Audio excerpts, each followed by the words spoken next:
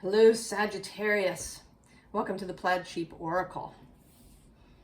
Oh, I really like your reading, Sagittarius. We begin with this card. It says deep self-respect, but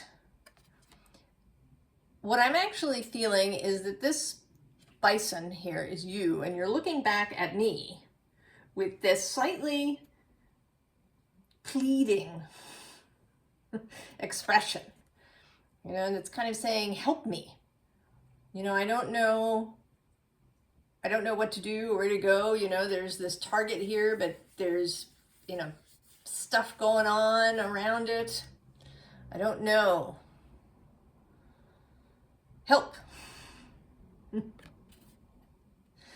is what this feels like. And actually, this deep self-respect is going to come into it, but we'll get there. Now, the visible underlying, and it is visible, but at the same time is perhaps unseen. And it says life is simple. It's like your card, Sag. Life is simple. And then below that we have new beginnings. And actually I'm seeing now we also have rising above. So we have these three cards that all have this sort of target arrangement in the background.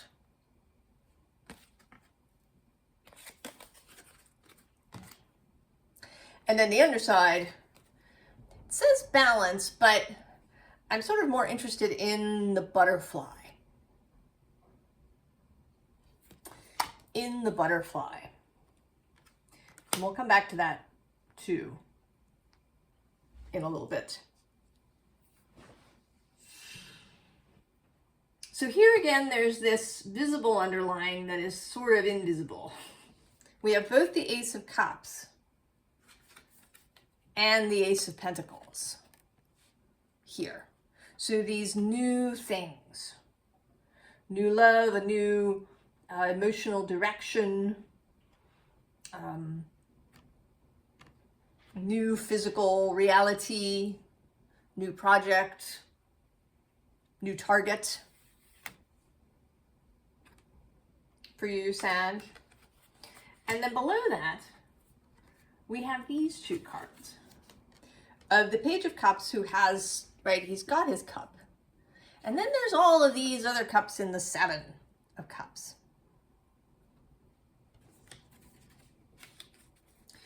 The unseen underlying is the High Priestess. Now she can be being connected to Source, being connected to your intuition, but she can also be things being clouded and mysterious. When you went to see the Oracle at Delphi, she would give you her oracular statement, but often it was cryptic. And you kind of had to feel your way through it.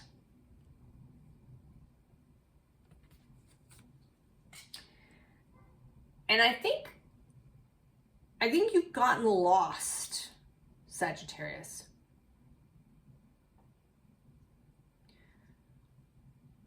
It could be in the spiritual sphere. There's certainly so many ways that you can get lost now, because there's so much information. You can go down, an endless number of roads and rabbit holes and places. You can learn a dozen different spiritual practices. You can come across all kinds of information. This happens in the health sphere too. Do you go with modern medicine? There's traditional Chinese medicine, there's Ayurveda, there's Western herbalism, there's all these different things.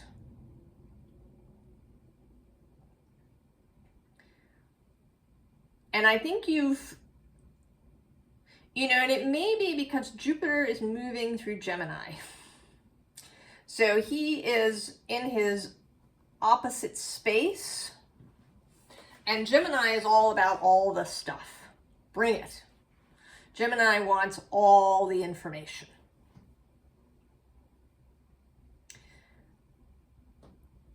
And it may be that you've gotten kind of caught up in that, either in a spiritual sphere or just in mundane ways. Different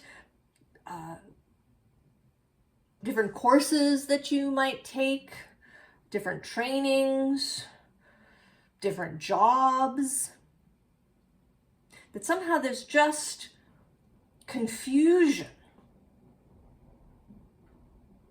So many things. And we have these two cards here. We have this Five of Cups and this Five of Swords. And I don't see this Five of Cups so much as grief or loss, but confusion. There's these spilled cups, there's these cups over here, there's the whole river. And then the Five of Swords is lots of different ideas, lots of different possibilities that may be presenting. You don't know what to choose.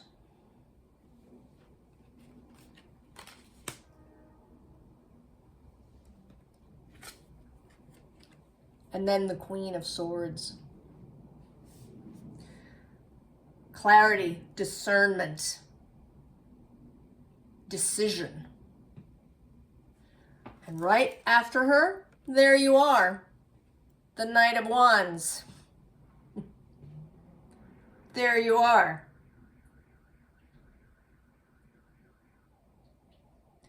Life is simple.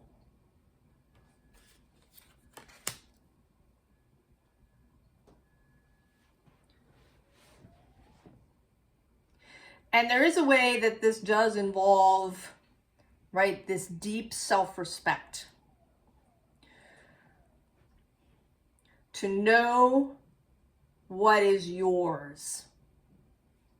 To know who you are.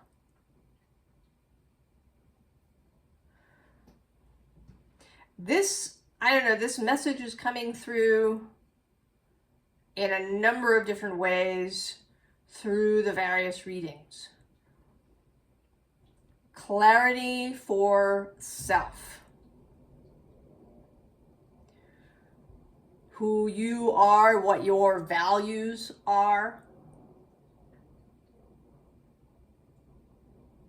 What is important for you. Your philosophy of life. Your integrity.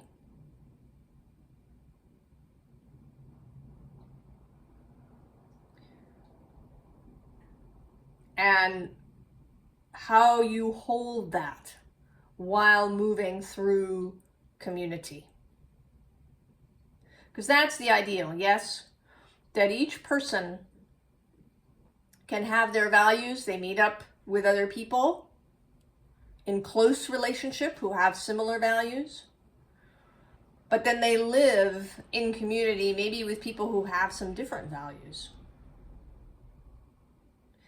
And that we can find ways to communicate with each other and live with one another together while not, all believing exactly the same thing. Nature thrives in diversity.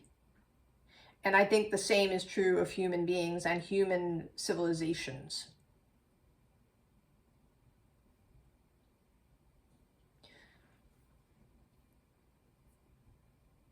And that this, and it may have to do with Pluto moving into Aquarius. That this message is really coming through now. But for you, Sagittarius in particular,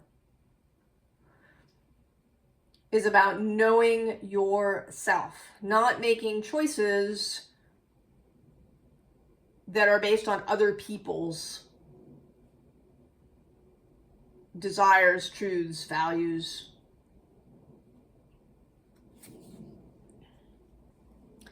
And so we have this Mother of Pentacles.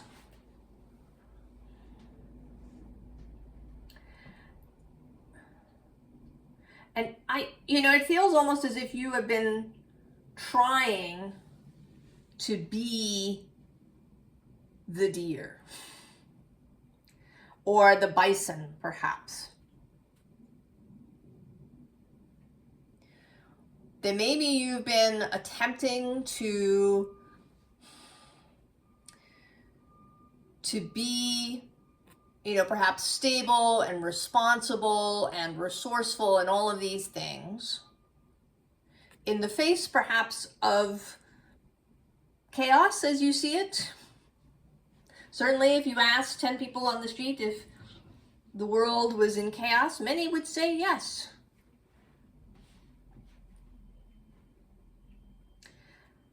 And there can be a pull towards what we think of as hominess.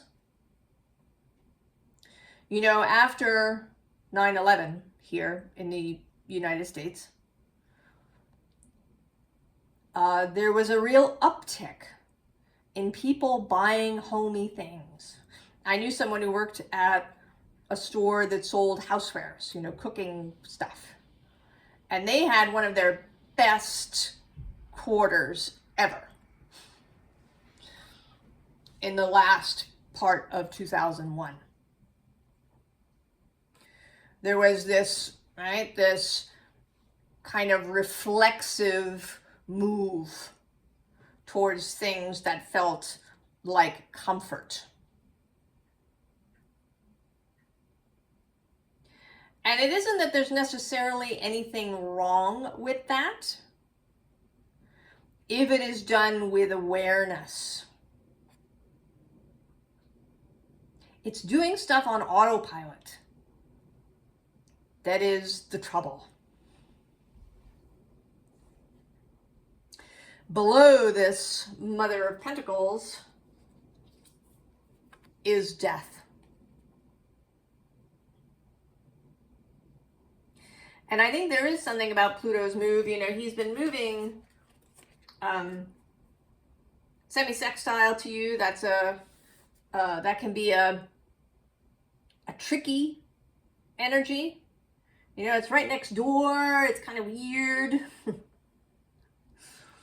You don't quite feel it. Sagittarius and Capricorn have some things in common, but there's also a little trickiness around that. But now he's about to move into Aquarius, where he will be sextile Sagittarius. And that is a strong working relationship.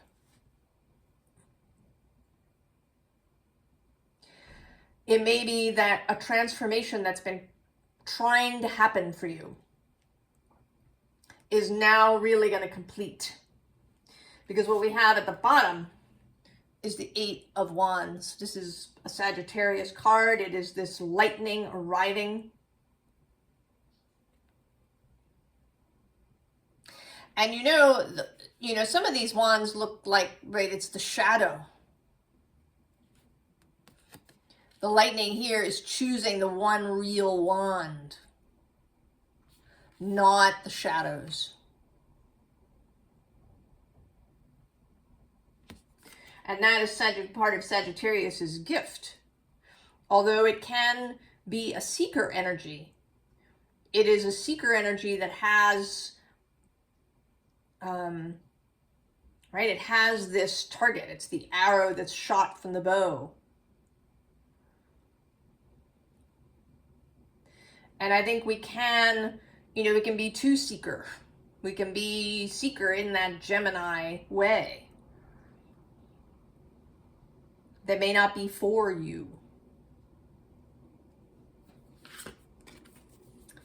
And then we have the Three of Pentacles. And this seems like kind of narrowing in.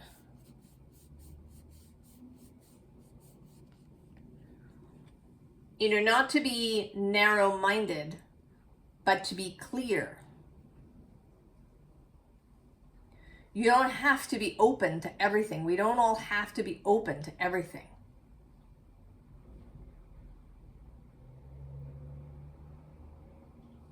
We all have our role in the whole. And the Gemini energy can be open to all things. But Sagittarius is here to choose, to have this specificity. So here you are again as the deer. Looking here, also a bit confused, not quite knowing what to do. There's all this kind of thing going on over your head. Right? The target seems to be perhaps behind you. And then there's the Ten of Swords. Ending this bison. You are not a bison, Sagittarius. You are not Taurus. You are not Capricorn. This doesn't mean that you're irresponsible or, that you go off half-cocked or any of that sort of thing. This is not an all or nothing proposition. But in trying to be the deer, in trying to be the bison, you are missing your own magic, your own medicine, Sagittarius. So the card that came out next was this snake, which is a lovely card, but it's a card of the earth element. And it didn't feel right. Like it's not the right card. Now, an interesting thing that happened to me when I was doing my personal reading before I started yours, I was having a lot of trouble understanding what it was that was trying to come through. I was, pulling different cards and clarifiers and, when I choose cards, what I do, I shuffle until I know that I should stop shuffling. And then I turn the deck over, and I choose the cards that stand out to me. And I couldn't, everything was confused. Was it this card or that card? I was having a lot of trouble. And then I had the same trouble. I turned the deck back over, looking for the card that should be here, and I couldn't find it. Things kept coming up that didn't seem right. So finally, I turned it face up, and I went looking for the card that I wanted. The card that I wanted to be there, which was the gazelle.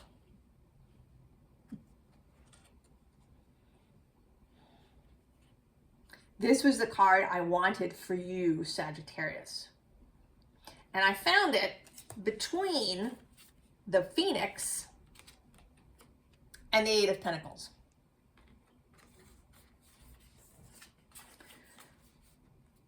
So I think that you've made it too complicated, Sagittarius, somehow, right? That's here too. This, it's beautiful, but it's complicated. Life is simple. I'm actually going to take that away. And it's like burning all of that up. Getting down to the essence. What is it do you want, Sagittarius? Who are you? Who do you know yourself to be? And this is not a static thing. This is who you are now. It's possible that 10 years from now, you will feel different. Maybe 10 years from now, you will feel like the deer. You will really have a genuine impulse to engage in a more, earthy enterprise or way of being. But at this moment, right, it's the gazelle that wanted to come out.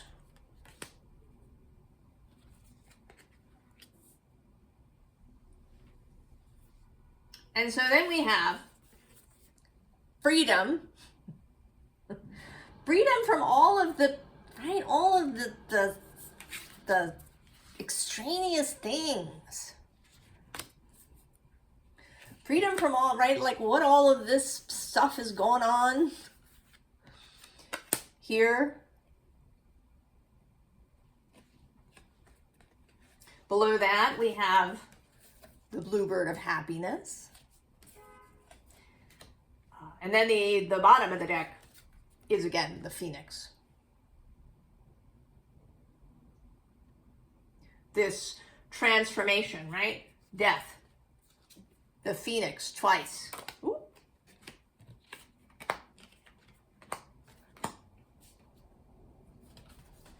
The burning away, the end. Right? The new, what, right, who you are, Sagittarius.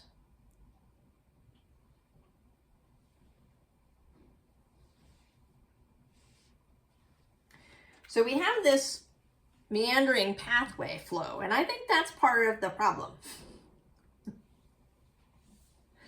This, maybe you equate the idea of being in flow with perhaps taking a meandering path. And that could be so. Again, it isn't that being the bison or the deer or moving in this meandering way is bad or evil, or right? It's not. It simply isn't for you at this time. To be in flow doesn't necessarily mean that you need to meander.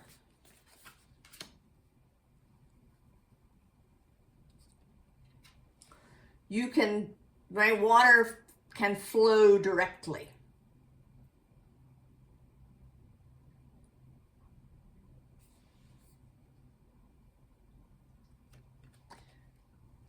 Playfulness. Did this get lost? You know, she does, it is possible here that she's kind of zoned out. She's staring at all this stuff going on. And that she's zoned out. That the playfulness is lost. Because that's part of Gemini's gift. One of the ways that Gemini engages successfully with lots of information is through playfulness, through lightness. But it is also possible to be playful in a very direct way, to engage in playful things, in play, that are very direct, that have a very clear goal.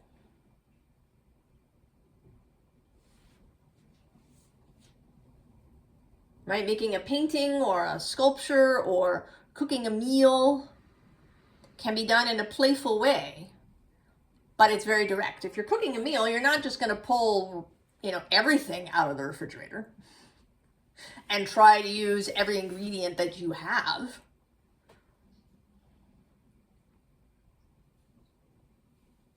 You can choose, right? Choose the ingredients that you want. And that takes us to success. And to this, right, to this kind of quieter scene.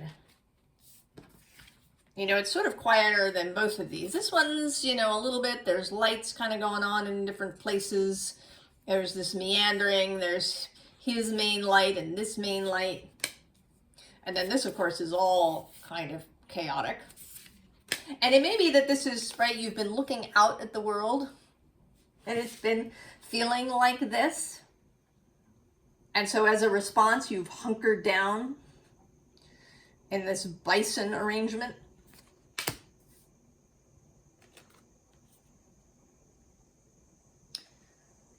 And that was just 25-25 on the counter. I don't often notice that, but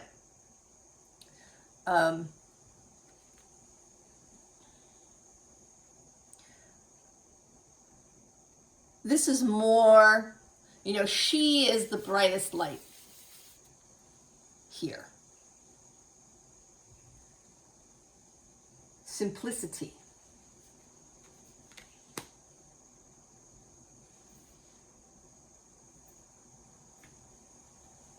So then we have touch the sky. And here again, right, this feeling of fishing. All right, she's just hung her line there and, you know, she's kind of looking bored. Because she's just waiting for something to come to her. This, right, this butterfly woman looks bored today too.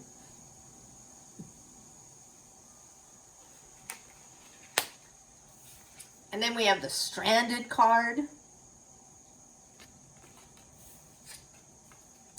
And then even this queen bee who's got this sense of having to choose. Right, one on each side. What do I choose?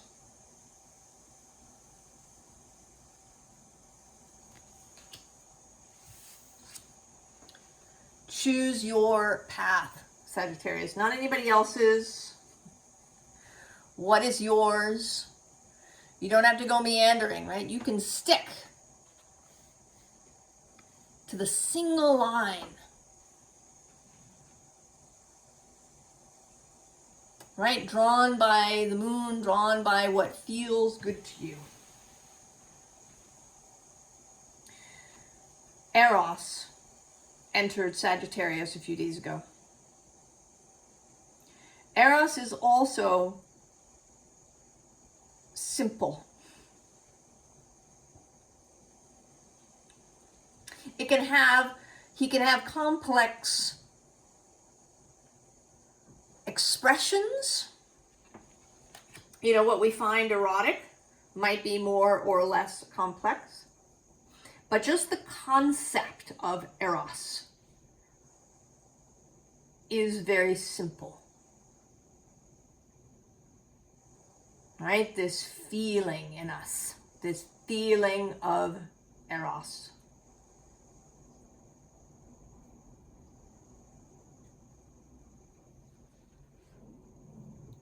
So, advice.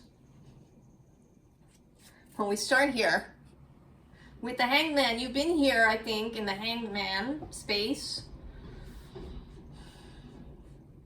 too long. And it may be more than just this Jupiter and Gemini space. It may indeed be that Pluto has been moving through the space next to you, and that this has left you, even since all the way back to 2008, left you feeling like you don't quite know what's going on. Because underneath that we have apathy, and then we have this Nine of Swords despair card. Although in this card you're kind of coming out from behind this darkness.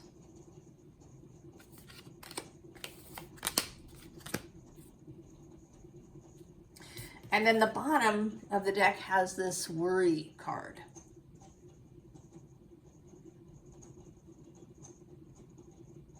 And right, that it's pentacles, that it's this big building that maybe you've been caught in, right? Stranded.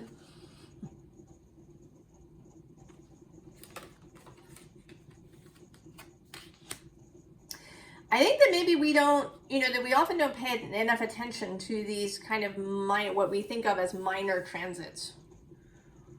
The semi-sextiles, the quincunxes, these kinds of things, especially with these really long transits.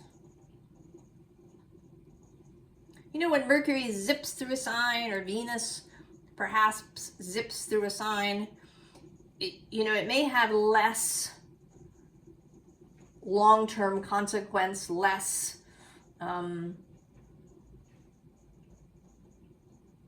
weight and depth. But Pluto's movement, particularly now, he'll be moving slower and slower. By the time he gets to Aries, he spends about 30 years in Aries. And he only spent about 12 years in, or 11 or 12 years in Scorpio. So, and Libra.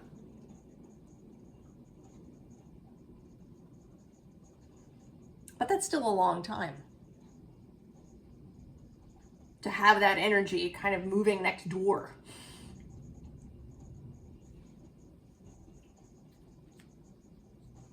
And that it can have really unseen subterranean effects because we're not thinking about it. We think about the Pluto transit when it's square or opposite or conjunct.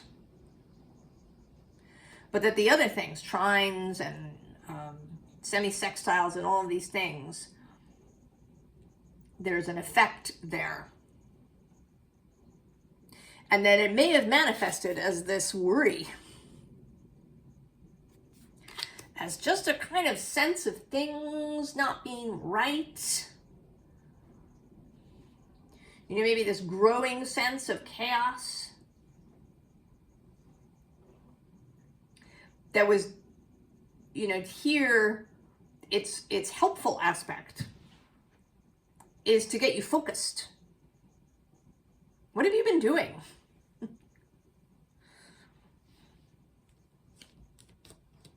So then we have the Ace of Pentacles, the root of the element, or the root of the powers of Earth. A new way.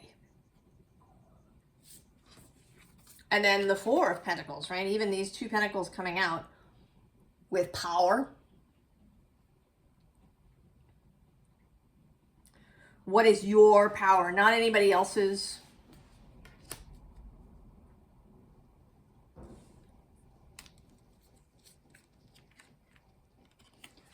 Persistence. But, right, like the clear focus. Sagittarius. I kind of see that.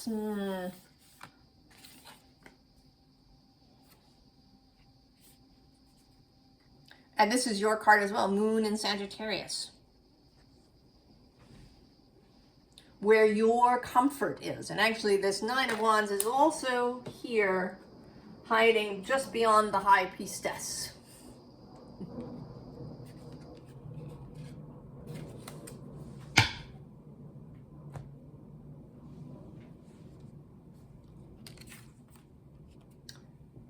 And then the Ace of Swords, the root of the powers of air. Clarity. Absolute clarity. Right? The sword that leads to you, Sagittarius.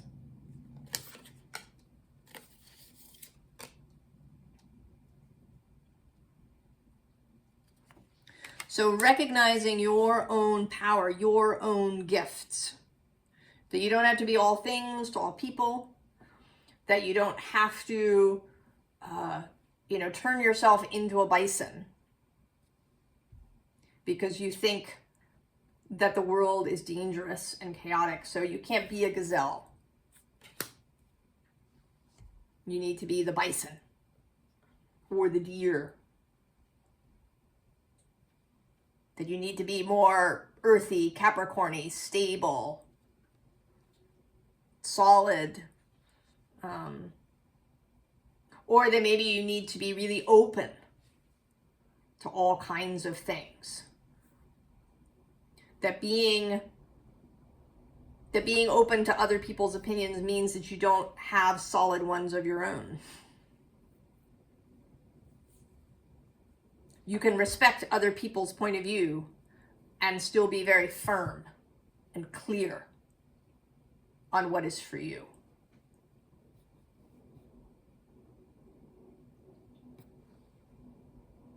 Sagittarius. It may be that this is going to become much easier in the next coming months as Pluto moves into Aquarius, as Mercury finishes his retrograde through your sign, as we move into the spring and summer when Jupiter moves into Cancer.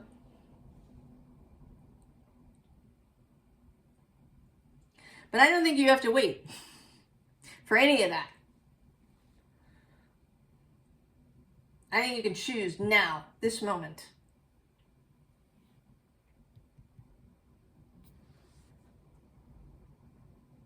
Life is simple, Sagittarius. I wish you the very, very, very best. And I will see you next time. So long, Sag.